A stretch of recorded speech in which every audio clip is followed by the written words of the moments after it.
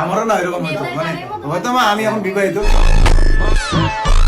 কি বলছে বলছে আজকের পর থেকে একে যেই রাস্তায় দেখবে সেই একে বলবে গানচোর। সত্যিবাদী কথাগুলো কি জানো, মানে বাজেট কম কিন্তু অথচ যার সাথে তার মানে রিলেশন নেই, যে তাকে গানের চোর অপবাদ দিয়েছে এবং তাকেই সে ইনভাইট করেছে। আমার সর্বনাশ গানটা ওর আগে আপলোড হয়েছে।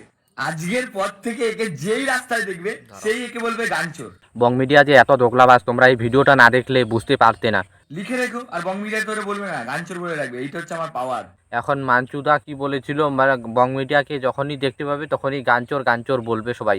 দেখে রাখ, তোমাদেরকে বলছি, বলছে না যে জুন মাসে আমার গান সবার আগে আপলোড হয়েছে। সবার আগে গান আপলোড হয়েছে আমি আর কি সব গান করছি ওই গান। আর দ্বিতীয় আপলোড হয়েছে কার জানো?